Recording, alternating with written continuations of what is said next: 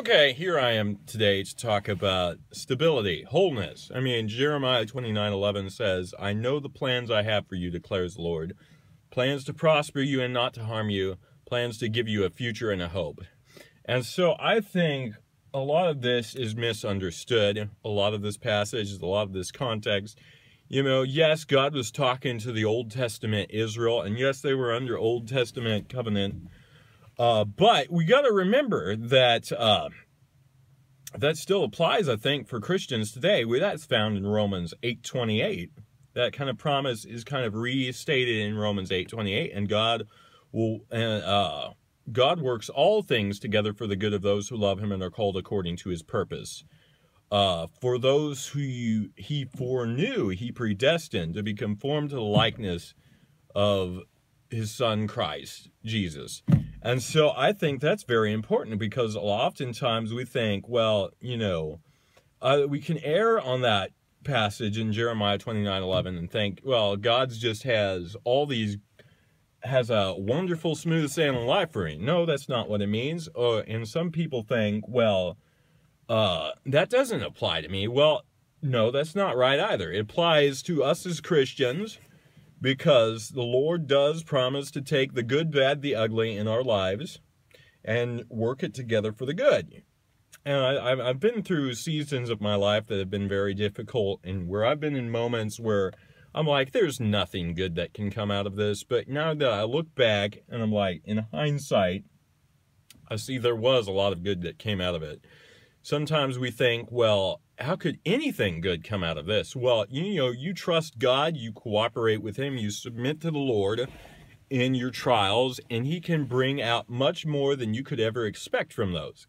Because what He wants to do is conform us into the image of Christ, which that ultimately brings the greatest joy in life. And also, as Jeremiah 29:11 in the translation I'm particularly fond of, it says plans for wholeness and not for evil.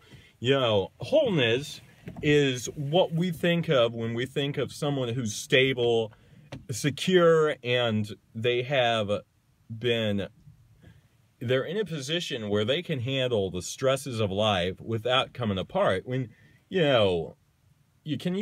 we don't see too many people like that these days walking around us. There's a certain amount of stress that will cause most everybody to come unglued. But who doesn't want to be that kind of person that when the bottom drops out, they're still standing tall and strong.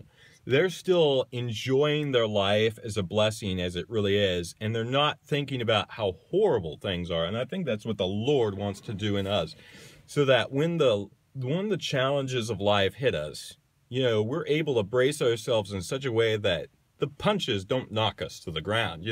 Life's hard. Let's just own that. Jesus said, in this world you'll have many troubles, but be of good cheer. I have overcome the world. And who doesn't want to be an overcomer?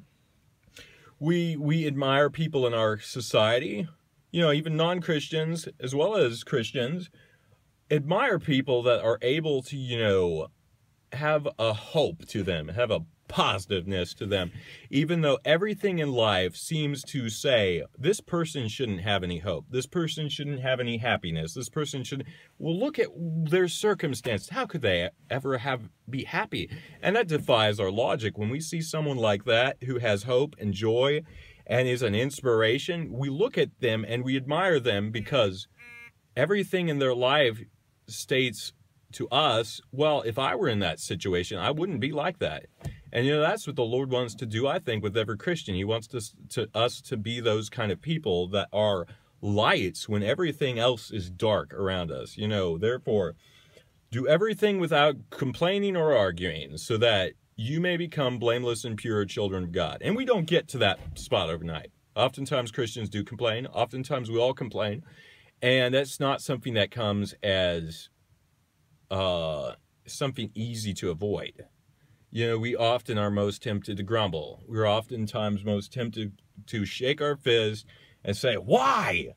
And I think the Lord wants us to be much different than that. And that's why these seasons of hardship come along, so they'll uproot those tendencies in us and those things that make us so unstable. It's like, Peter says, though your faith though tested by the fire, is being refined, or you're being refined like gold, although it is refined by fire. You know, Peter's talking about the genuineness and the quality of faith as being much more greater than gold. Even the gold has to go through a refining process several times, maybe even more than that, to be as pure and untarnished and quality as it is. And so the Lord wants to make his people quality people. He wants to make their faith a quality faith. He wants to make their strength a quality strength. And we do that by submitting to him in our times of challenge. We do that by learning to hope in him and hope in his promises and his word, and be strengthened through his power, not our own, because it's ultimately him that does this. He puts us through these seasons, or he allows us to go through these seasons, but it brings out the ugliness, and he scrapes it away like a refiner scrapes away the impurities coming out of the gold. And then he keeps doing this, and over time we mature and we become more untarnished, more unspoiled, and more valuable in our character and our faith and our integrity. God bless.